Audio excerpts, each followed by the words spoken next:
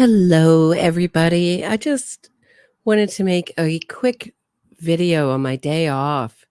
I was talking with Murder by Maestro about Marjorie Nugent's murder in Carthage. It happened in Carthage, Texas on November 19th, 1996.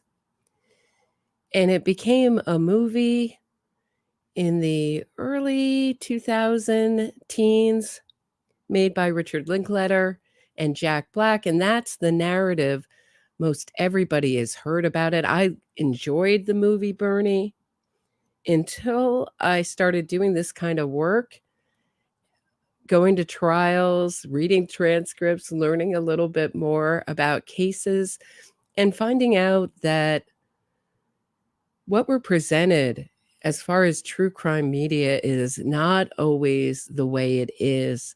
And as you may know, I'm a screenwriter's daughter, and I know the power of a story.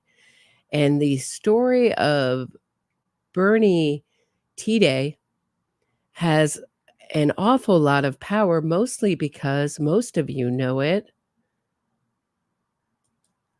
from the film with Jack Black and Shirley MacLaine. And let's just take a look together at the trailer to that.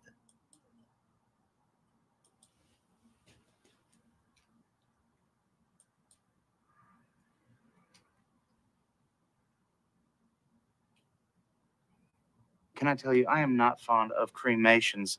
I just don't like the idea of someone spending eternity in something the size of a motel ice bucket. He was the night.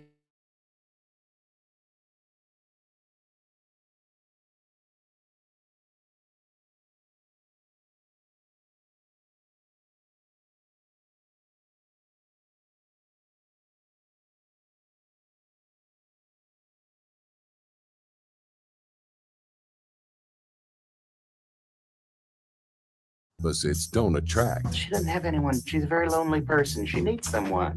You sure about that? From the director of School of Rock and Dazed and Confused. Actually, is this odd? I'm I'm hearing this like very oddly. Let me check in with you guys. Maybe it's because, hold on one sec.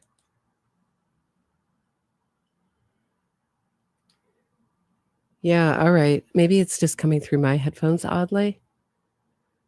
But essentially, it is the story of a rich widow who gets befriended by a mortician, and they travel the world all together. They're best friends. He's gay. And she's very rich and very unlikable. And that's the most important thing you have to know about it. And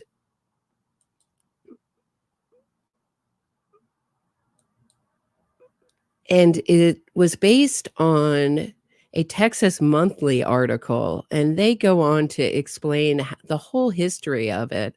I edited it down just a little bit, but their version of it is really the version that most people know because Richard Linklater, the director, bought the Texas Monthly article, and it's pretty much almost narrative-wise, word for word, and this released Bernie T-Day from prison when they found out that his history of SA, I'm trying to say it in a YouTube-friendly way. Excuse me, I had a cough. Got him released, got him a new trial, and one of the reasons it got him a new trial is with the support of the prosecutor, who is portrayed in the movie Bernie as an attention-seeking prosecutor, an ambitious prosecutor. How many times have we seen that narrative before, that they're only prosecuting the little guy, not because he's incredibly guilty, but because they are ambitious. So I would think that after the movie Bernie, this prosecutor got a lot of harassment, a lot of hate mail, and he wanted to polish up his image. And by saying, oh, well, if I had known about Bernie Tiday's history of abuse, I would have tried him for second-degree murder, even though he shot Marjorie Nugent 4 times in the back, put her in the deep freezer. They love to say no one looked for her, but it's really important to know, and if you know nothing else about this case, this is the most important fact, is that on November 19th, the day she was shot in the back, Bernie Tiday had a meeting with the bank to discuss the missing finances. So it's awfully coincidental that all this money that he was stealing from Marjorie Nugent was about to come to light. And when the family years before tried to warn their grandmother, their mother, about Bernie, she only moved closer to Bernie. So it's very interesting to me that he's portrayed as a victim and that Marjorie Nugent, the victim, is the victimizer, when anything is further than the truth. But let's look at that narrative, and then we're going to look at the other side of the story from Marjorie's family.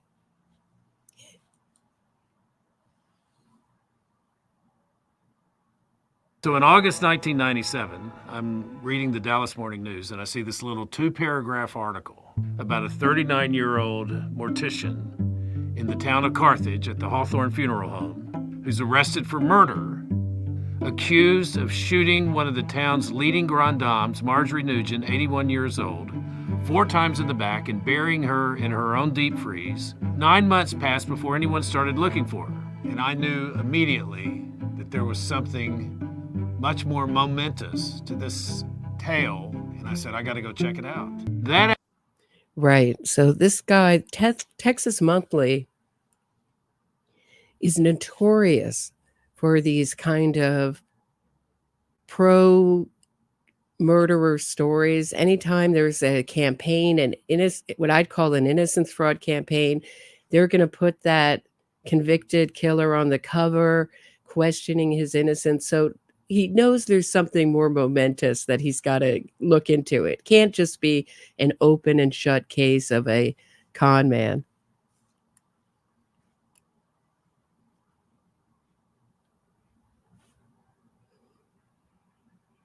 Afternoon, I was on my way to Carthage, and I drove up to the main restaurant, Daddy Sam's.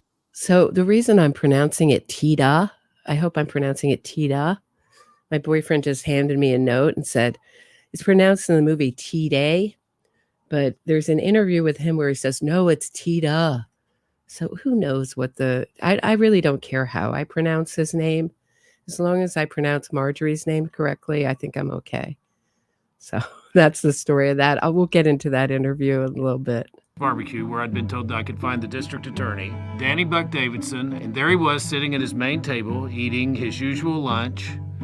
And I introduced myself, and I said, this is the most peculiar murder story I've ever heard of in my... Sure, Karen. Yeah, this is a good question, Karen Code. So what innocence fraud is, and I have a little video on my channel. It's actually the introduction video to my channel. So innocence fraud is presenting a guilty person. They're convicted. It can start before the trial and innocence fraud campaign, but generally they start about 14 years after the conviction. And everybody's heard about the Innocence Project, and there's many more wrongfully convicted causes. But what they do is they use movies, they use our media to push a narrative, the defense's narrative, or even a whole new narrative sometimes, to get these killers out or to get them off. But generally it's to get them out. And the motivation is always two sides. One is an ideology, which is many of these people don't feel like they should do more than 20 years in prison. They feel that there's something systematically unfair about our justice system. But the other side is the money-making side. So Hollywood has a money incentive. If you're making a documentary, you're going to be on a short list of awards. If you're making a documentary about a wrongly convicted killer, and of course, the narrative that they were rightfully convicted isn't much of a draw. I think it can be presented in a really impactful, exciting way, but it's much easier to say, everybody got it wrong, and this guy is really innocent. So what they do is they clean up in our civil courts. So they sue in our civil courts once they get these people out with these kind of public pressure. It creates a public campaign and a public pressure to release them. And often it works because everybody's been educated by our media. Very few people are as crazy as I am that they're going to go and read the transcripts of the trials and find out all the evidence. They only heard one side from our media, and that's the innocence fraud side. So they put a lot of pressure. Then they clean up in our civil courts with multi-million-dollar judgments. And now they've moved to putting in prosecutors who are former defense attorneys, so there is no other side. So before a conviction even happens, or they just let them out, or they let out a lot of these people. And it's so rich. It's a multi-billion-dollar business, the innocence fraud business in our country. My entire career, and he said, it's just beginning.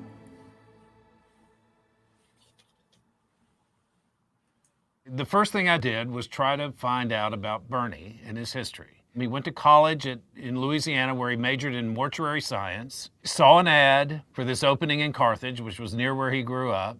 Bernie was the perfect candidate. Bernie was this brilliant, sympathetic, caring young man who could do everything from handle. See, he's already been presented as a brilliant, caring, sympathetic young man.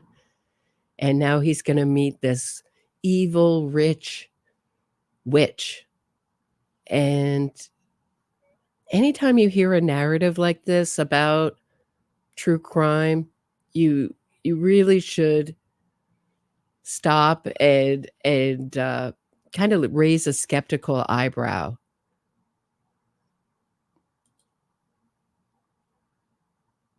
Attorney, Danny Buck Davidson, and there he was sitting at his main table eating his usual lunch. And I introduced myself and I said, this is the most peculiar murder story I've ever heard of in my entire career. And he said, it's just beginning.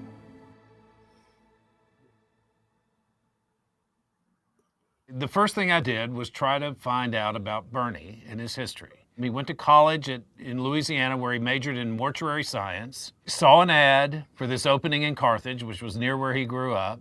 Bernie was the perfect candidate.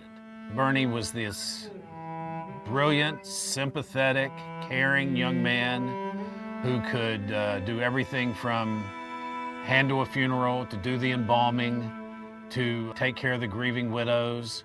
He was especially good with the grieving widows. Mrs. Nugent's husband, Lloyd Nugent, died. Bernie took care of her just like he took care of the other widows.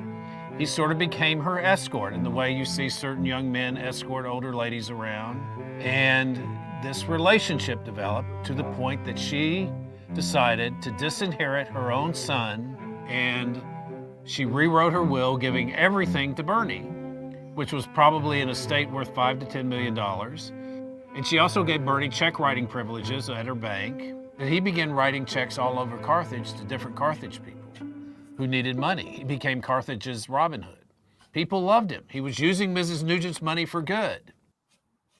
Once Bernie agreed to stop working at the funeral home and work for Mrs. Nugent as her business manager and personal manager, she became even more demanding. According to people who knew Bernie, it began to wear on him. And he began to get more and more exhausted, and he had more and more trouble dealing with it. So my apologies for going backwards. I'll try not to do it again. But now it wears on him. Now that he has access to her checkbook, she gets more and more demanding. Isn't that an interesting coincidence? And he can't stand her, and now he's fantasizing about removing her from this world. And then there was this afternoon in November 1996 where they were in the garage, headed to the car to go somewhere, and Bernie picked up a gun and shot her 4 times in the back, and then picked up her body and put it in the deep freeze, shut the lid, put some tape on the lid, and left. For the next 9 months, Bernie pretended that he was still going over to the house to take care of Mrs. Nugent, but no one was that suspicious. Or if they were, they kept it to themselves because they so much enjoyed Bernie being around and Bernie giving them money. So finally, one of Mrs. Nugent's friends calls the sheriff and says, "It's so strange, we haven't seen her and we'd like to find out what's happened to her." So the sheriff calls Mrs. Nugent's son, and he finally arrives with one of his daughters, and they search the house. They can't find Mrs. Nugent, and at one point the daughter sees the piece of tape in the garage, and the sheriff comes and opens up the top of the deep freeze, sifts through the frozen peas, and there's Mrs. Nugent's face. Bernie is soon questioned. He's soon So this woman that really didn't matter, that no one liked, that no one was looking for. So by the time that it's been introduced to you that he's this great guy and that Marjorie Nugent is, I don't even think they've really described her as anything else but wealthy and unlikable, you're immune to the real facts of the case. You don't even hear her shot 4 times in the back. And of course, you're not going to hear about the day that it happened. That was the day he met with the bank. And the bank wasn't calling? Really? No one was calling for 9 months? No one was wondering where she was? Come on. He certainly had estranged all of her relatives. collapses like a fold table and confesses. And within days, he's in jail. When the sheriff was interviewing him, Bernie initially said that he began to have these fantasies of killing Mrs. Nugent because he didn't know how to escape her clutches. And then came the shooting, which he admitted to. He didn't know how to escape this 81-year-old woman's clutches. And we'll get into Richard Linklater and Jack Black talking about it totally with a straight face, that he was abused by her. Totally with a straight face. I mean, they don't stop for a moment. And when they released Bernie Tita on awaiting a new trial on bond, he went to live with Richard Linklater. And he was like the toast of the town for a while. He lived in his guest house. So he's already thinks he's gotten the whole story. Never did he once spend any time in court, Richard Linklater. Before this, he's just read the Texas Monthly article and he's been primed. You notice you never see the grandchildren interviewed in his movie, so he hired a bunch of actors to act as the townspeople. In this movie, it almost looks like a documentary. I really enjoyed it. It's really slickly made. It's very well written, very well directed, but it just happens to be totally untrue. And even if Marjorie Nugent, let's just say for a thought experiment, was so unlikable, that does not give him, and so abusive, it still does not give him the rights to kill her. And the fact that he got convicted again, after such a big campaign, makes me think that the evidence speaks for itself. So let's go on with this Texas Monthly writer. He's going to tell us what a tragedy this all was. The sheriff said, "But Bernie, why did you put her in the deep freeze after you shot her?" And Bernie said, "Well, everyone deserves a beautiful funeral, and at some point I wanted to give Mrs. Nugent her beautiful funeral." And he just sounded unhinged. He sounded off. There was something completely disconnected in his brain. Maybe because he might be a psychopath, that might be a reason. It sounded off. The reason he gave sounded a little off, that he wanted to give her a funeral, not that he wanted to hide her and use her money for as long as he could. And of course, he bought the church things and the town things. It wasn't a way of avoiding prosecution and becoming so likable that he couldn't be prosecuted fully. It was just his own generous, wonderful spirit. It was because he was such a wonderful guy.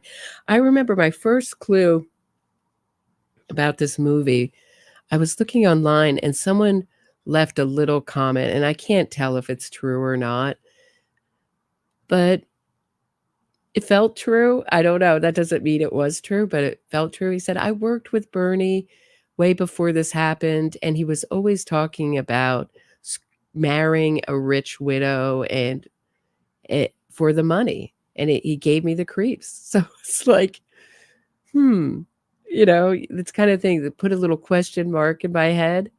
And then I read Shayna Nugent, it's the granddaughter who has I don't know if it's still active, but she did at one time have an organization to warn families about situations like this. And I read her article about how much she loved her grandmother and how her grandmother spoiled her. And we'll see her victim impact statement in a little bit. Danny Buck eviscerated him in the trial as this gold-digging, gay mortician who had come to Carthage to do nothing but steal Mrs. Nugent's money. Whether that was true or not, the jury believed it, and he was sentenced to life in prison.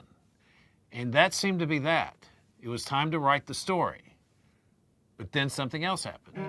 Richard Linklater, the famous Austin film director, read my story and calls me and says he's always wanted to make a movie about the Gothic ways of East Texas, and he saw this story as the perfect chance to do it.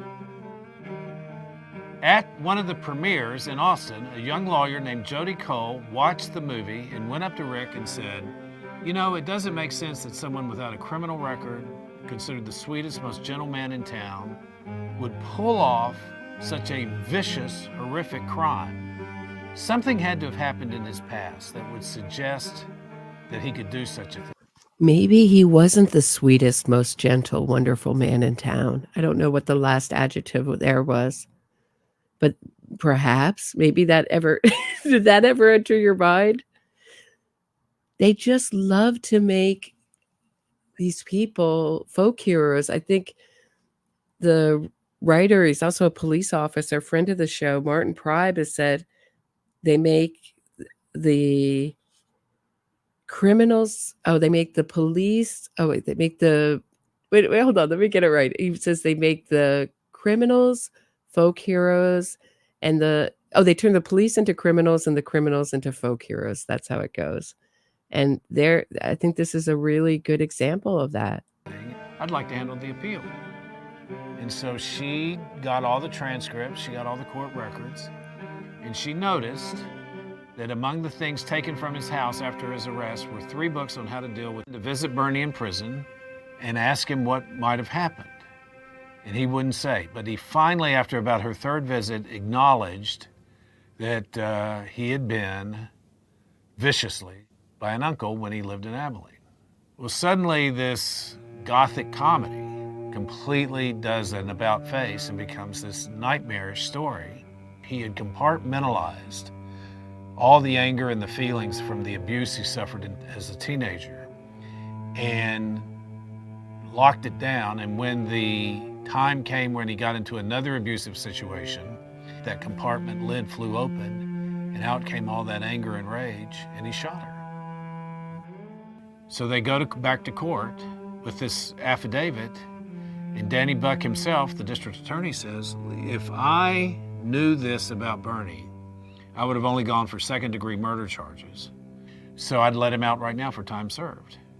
Well, the Nugent family is furious. They don't want Bernie out of prison for murdering the matriarch of their family. When another trial is arranged, they have 2 state prosecutors who are top-notch and went after Bernie with a vengeance. The trial was Yeah, but what they're not telling you is that by this time, and I'll show you in a second, Jack Black and Richard Linklater and Matthew McConaughey had all joined a fundraiser for Bernie. So he had quite a well-moneyed defense. So he was not the little guy up against the man, up against these vicious prosecutors. His defense was probably much more well-moneyed than the state in this case. They raised hundreds of thousands of dollars for him. So they're not going to tell you that. That doesn't make such a good story. But let's continue on. We're near the end here. held in early 2016, almost 20 years after the first trial. A new jury was brought in. All the evidence came out. This 20-year mystery of what did Bernie do and why was played out once again in court.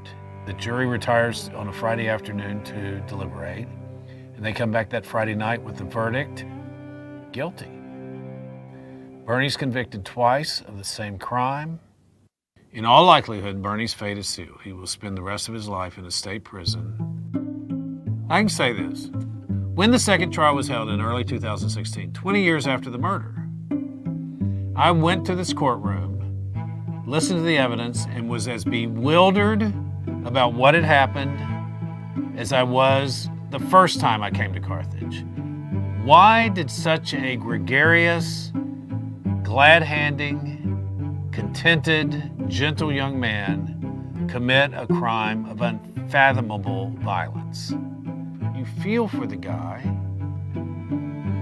yet you know he did an act that almost no one else would even think of doing. How do you reconcile those two personalities? And what was the motive? And what did it all mean? And it's questions that haunt me to this day. Oddly, the jury wasn't so confused about the motive. So for those of you tuning in late, I too love the movie Bernie. And maybe that's why it makes me so angry, knowing the real story behind it and knowing how they made this killer who shot an elderly woman in the back 4 times, put her in the freezer to steal her money. So I don't know why he's still confused after he said he sat through the entire, did he say he sat through the entire trial? So I think he's being purposely vague there and ridiculously confused. I used to have an acting teacher who said confusion is when we have an answer we don't want. Bernie was supposed to meet with the bank that day and talk about the money that was missing from Marjorie Nugent's bank account, which was quite considerable. And so you can see, let's look at an interview with him, the way he plays it. Actually, you know what?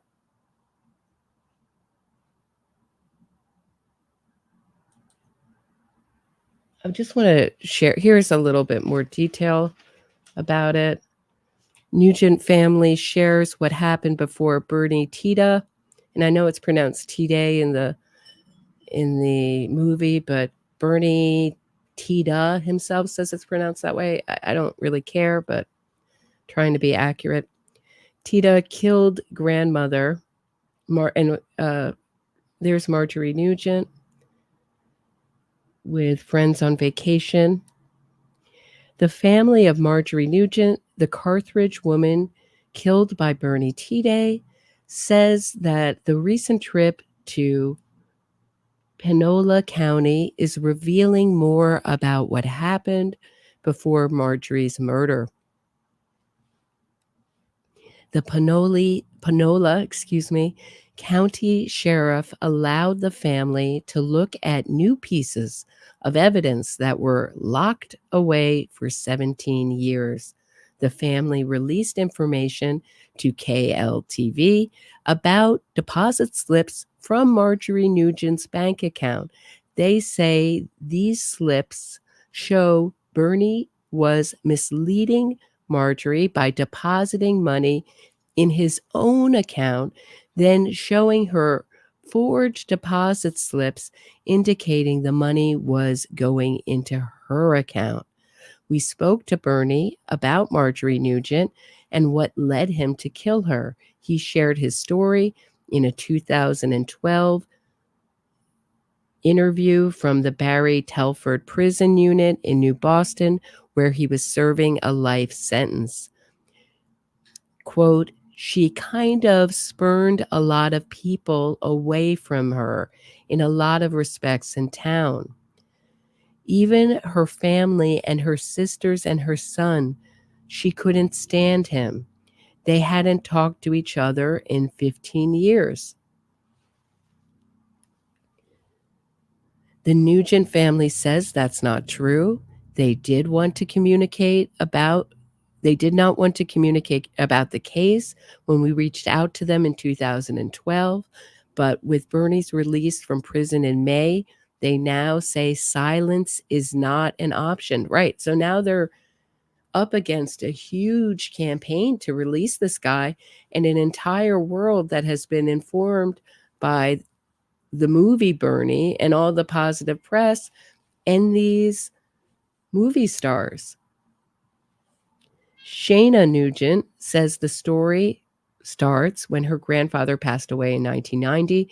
My grandmother, when she met Bernie, was at my grandfather's funeral. She was 80 years old.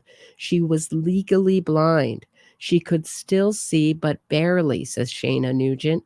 She hired Bernie on as her caregiver to read her mail to her and to be her bookkeeper.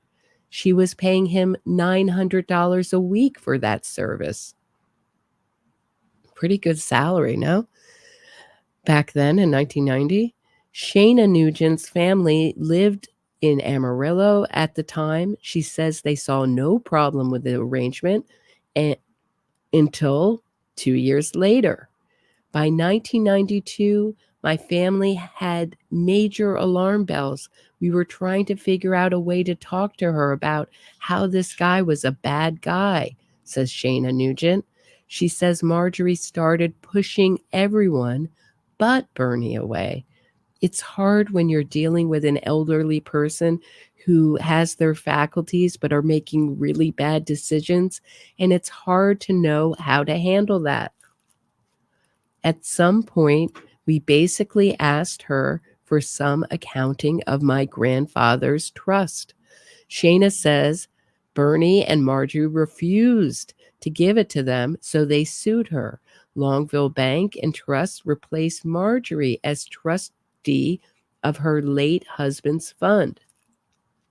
As they are putting together all of the assets, there's missing money, says Shayna Nugent. She says more than $3 million disappeared, and Marjorie cut off communication with the family. We had lost contact with her. Bernie had told about 7 or 8 different lies about where she was, and we had been trying to track her down. Shayna's father, Marjorie's only son, worked to get himself named as Marjorie's legal guardian. They drove to Carthage, filed that with the courthouse, got the sheriff's office, hired a locksmith. So this is a big orchestration. I think sometimes people don't understand that this was all my family that did this. Then they break into the house. Shayna says her sister then finds Marjorie in the freezer. She says she doesn't remember what she saw. Okay, I just want to get to the part.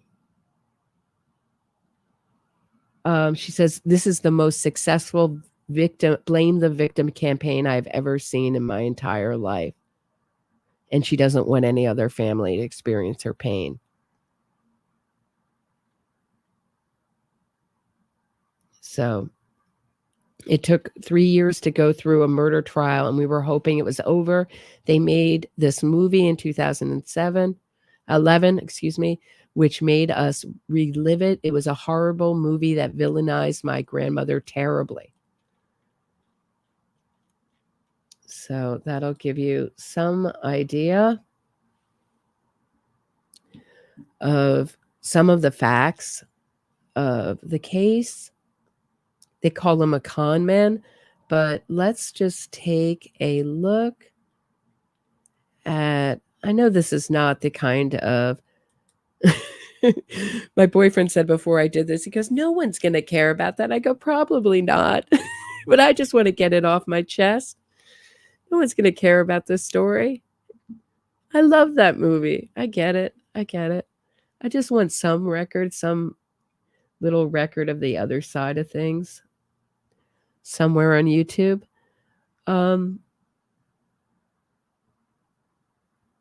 Let's look at this jailhouse interview. It's really interesting.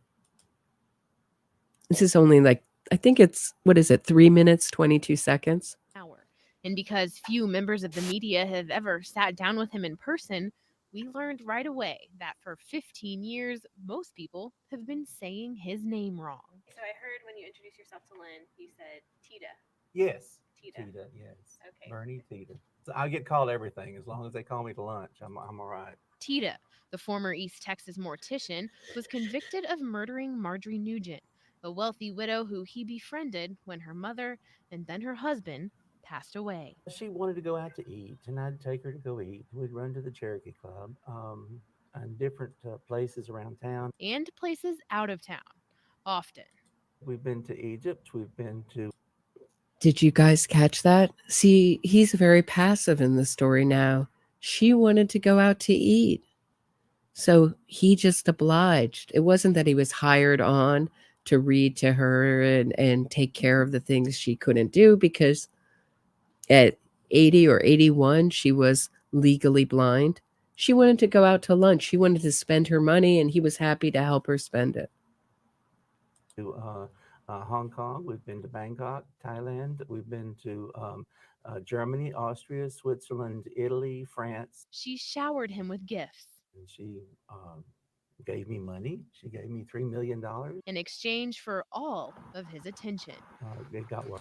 So there he's saying the $3 million was given to him. It wasn't stolen. Pretty interesting, right? Worse and worse, and she was becoming more possessive of my time, my energies. I felt like I was in prison. Now I know what that feels like, but it was really bad. So bad, he took her life. I don't know exactly what caused that morning to happen. I called her and I said, we're going to Longview. I'm going to run to take my clothes to the cleaners. Would you like to ride with me? We'll go to Hunan's. And see, they're going to Longview to the bank. And that's where he had to account for that missing money. He also said in his confession that he considered hitting her with a hammer, but he didn't want her to suffer. I just find it really interesting that obviously the writer notices something really off with him in the confession. And he's like, well, you just must have been unhinged because of all that abuse. That must have done it, right? It's not that he's this totally self-interested, probably narcissistic or antisocial personality, something very wrong with him. It's that he was the victim, and Marjorie was so terrible, and she had driven him to that state. It's unreal. Eat some Chinese food, and she said, yeah. And so I went out there to go and pick her up, and I don't know, it was just she was starting nagging at me. It's about something. He says still to this day he doesn't know what got into him. I don't know really how that felt, but it felt like that because it was really I got scared. Yeah, I got scared, and I didn't know what to do.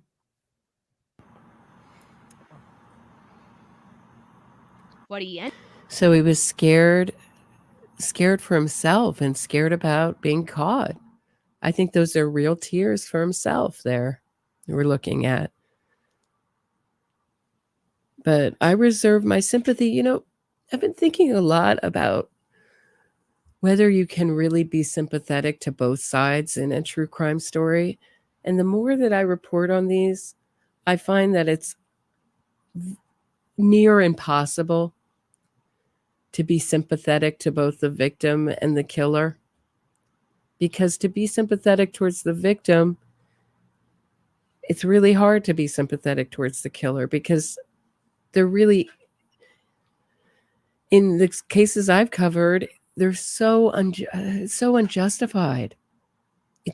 No amount of greed. It's greed. It's pure greed in this case.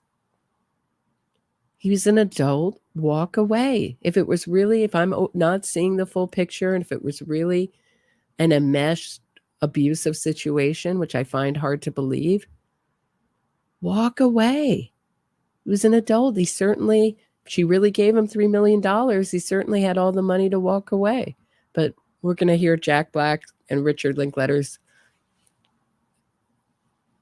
reasoning in a second, and then I think I'll end it there. Ended up doing was hiding Marjorie's body in the freezer, where she stayed for 9 months. Nobody even asked about it, really, but I made up some stuff. I thought, well, I'll just tap into that later. So that's something you see all killers do. And I was really curious. You see this with, speaking of Wendy Adelson, you see this with certainly Wendy Adelson. He meant well, but he was really abusive towards me. Like, you always see the disparaging of the victim, which is something that you don't see otherwise. Usually once someone is either missing or murdered, you will see the opposite. They're so incredibly wonderful. All their great qualities get amplified. But with the killers, they always seem to have something disparaging to say about them.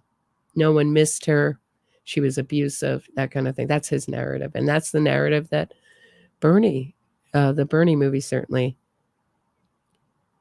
put out. You could say he's still tending to it now, but he's hopeful he won't be in prison for the rest of his life. I have to do 30 flat years in here, unless I can get my sentence reduced, which I would like to attempt to do sooner or later. Some people say that you don't deserve all this attention. You don't deserve to have a movie made about you. What do you say to them? Perhaps I don't deserve a movie. I don't know who does deserve one. I don't know what makes a person deserve one. But I would like to just let everybody know that I'm very humbled by all of this. Bernie says he'd like to see the movie be successful for those who put the time and effort into making it, and he hopes one day he'll get to see it himself. In New Boston, Melanie Torrey, KLTV 7 News. Okay, so he doesn't want it for his legacy, that it's his side of the story. He wants it for all the filmmakers. Pretty slick, huh? Pretty charming interview. It really reminds me of what my dad used to say. Charm is the enemy of character. That was my dad's phrase they used to tell me, or words of wisdom. Very charming at the end there. Maybe I'm just a gentle guy who just wants the best for the people that work so hard in putting this movie together. I just want the best. Maybe I don't. Little old me sitting here in prison, I'm just very humbled by it. Very, very humbled. But she doesn't push. She's like, really? Do you think that we should be making movies about killers?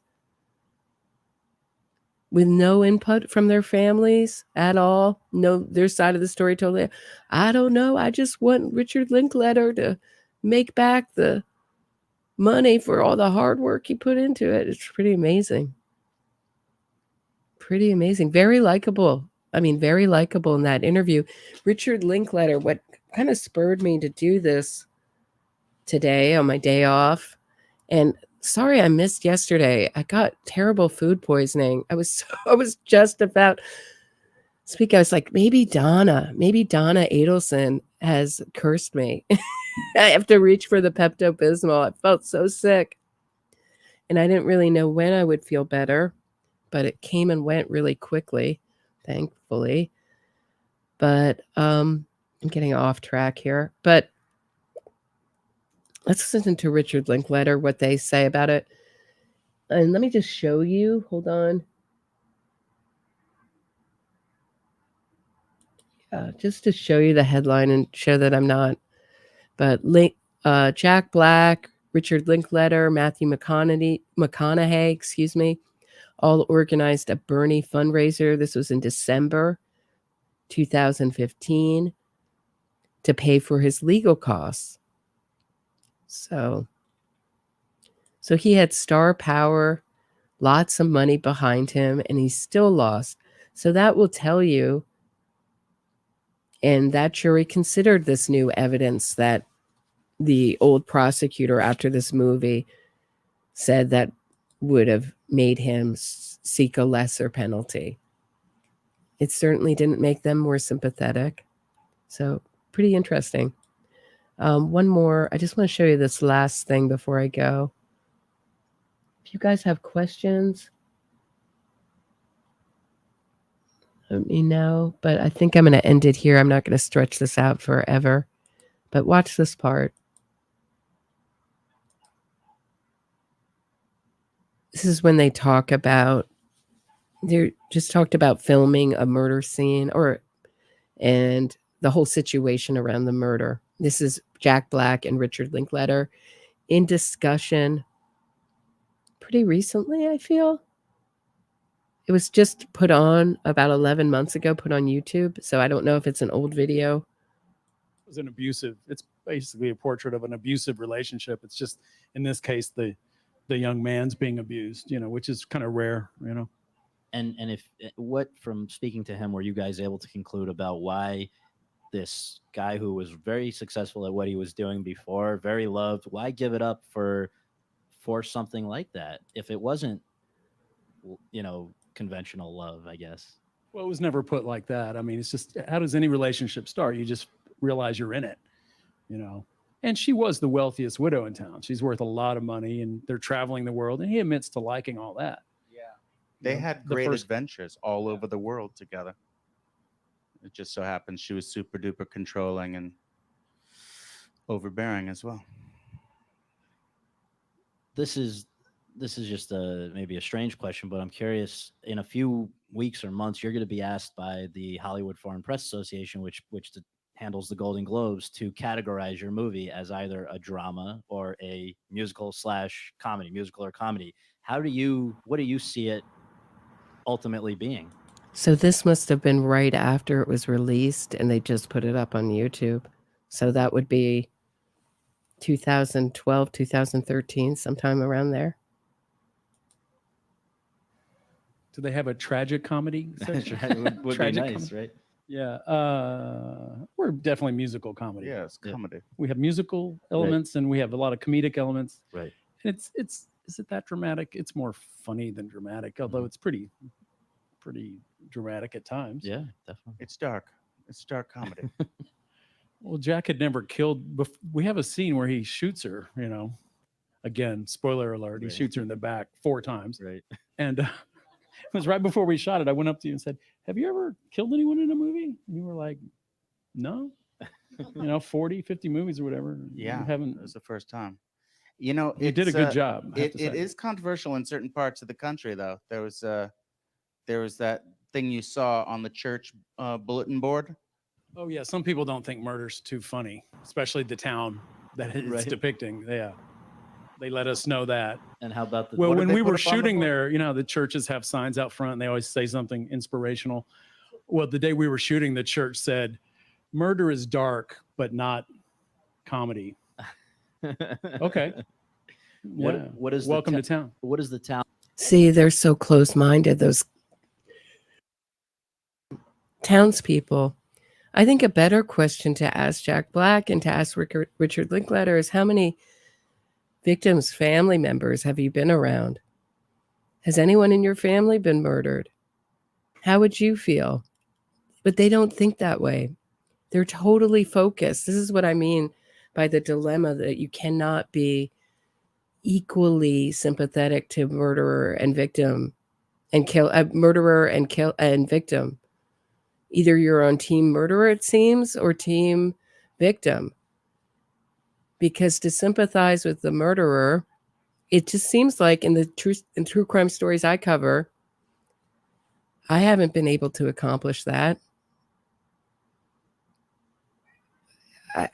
You end up being a murderer apologist. There is really no good way there's no good reason, especially in this case, if it's not a self-defense case, to kill somebody.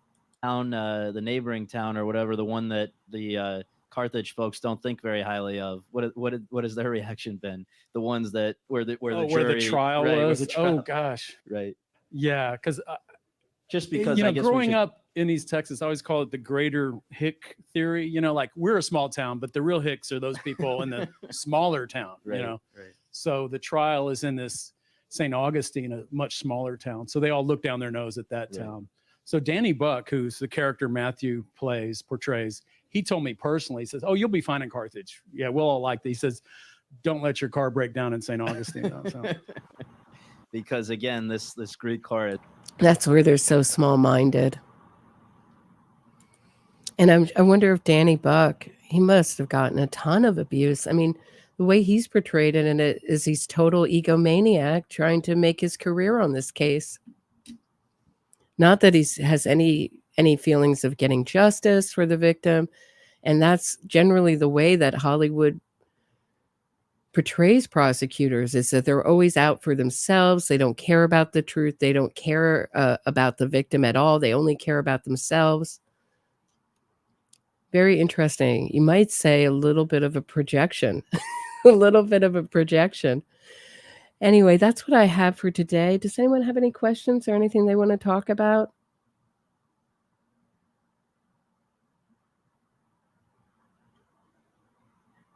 All right.